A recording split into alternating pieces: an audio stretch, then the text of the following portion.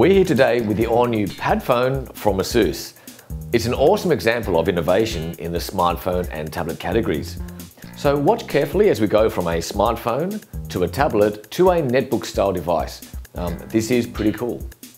Okay, so what I have in my hands is an Asus 3G smartphone called the Padfone. It has the latest Android operating system, Ice Cream Sandwich, and loaded out of the box. And it looks pretty stock without too much tinkering. Now it's a 4.3-inch Super AMOLED screen with a 960 by 540 resolution, and it uses Gorilla Glass to keep it from getting scratched. The capacitive screen is very smooth, and the 1.5 GHz dual-core processor keeps everything running at speed. It feels quite light, just under 130 grams, and being Android 4, there are no soft buttons on the face, everything is done on the screen. And there is a small 0.3 megapixel camera on the front face as well. Now on the side, there are two volume control buttons and a power toggle on top, next to the headphone jack.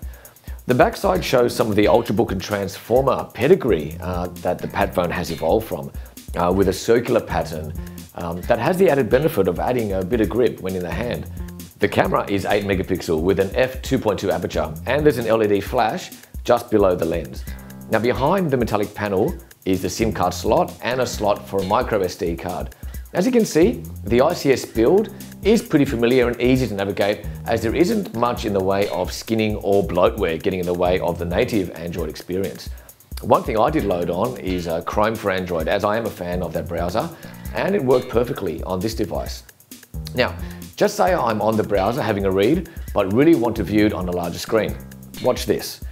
This is the Padfone Station. Now, you might be forgiven for thinking it's a tablet, but it's not. It's really just a large screen that uses the Padfone's processing power to drive it. So, to get the large screen going, all we do is slide this latch here, which opens up the back panel, which interestingly uses the same pattern as the Padfone.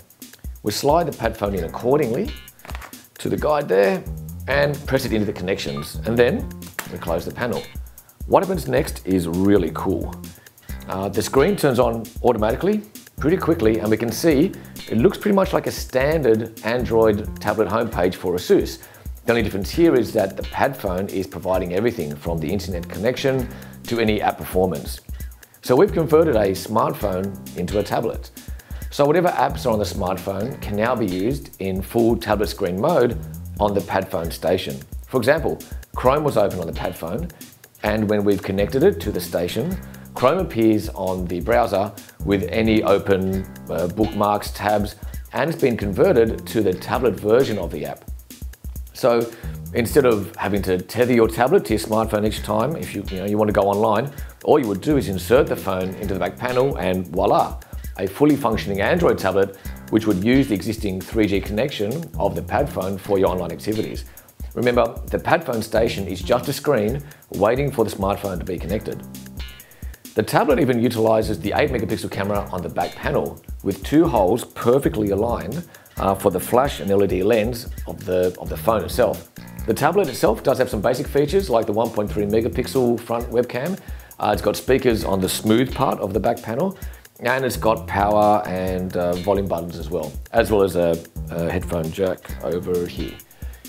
The screen is a 1200 by 800 capacitive display, also with Gorilla Glass, like its smartphone sibling. Everything else is driven from the Padfone. Now, one of the big advantages of the Padfone Station is that it actually has its own battery. So not only will it last many hours on its own power, but while the Padfone is in its cradle, it too is being charged. So it's a great way of keeping your smartphone juiced up while you're on the road or out and about for long periods. Now, all tablets from Asus have had a keyboard in one form or another, and the Padfone is no exception. Now the keyboard here looks just like the design we've seen in the Transformer series of tablets. So now you'll be able to use the smartphone as a fully functioning keyboard-driven tablet. And get this, it too has an independent battery. So the keyboard dock will charge the Padfone Station, and the Padfone Station will charge the Padfone.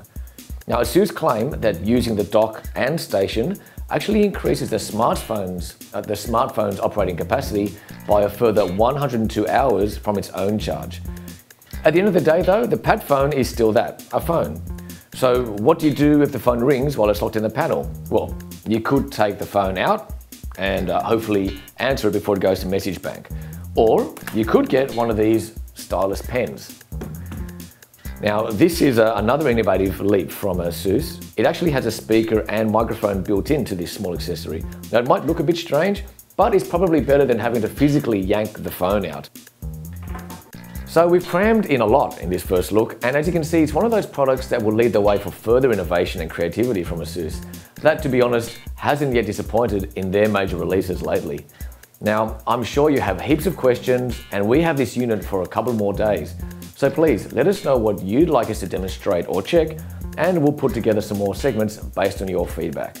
We love hearing from you, so feel free to write in a comment section below. Remember to subscribe to our YouTube channel, and as always, until next time.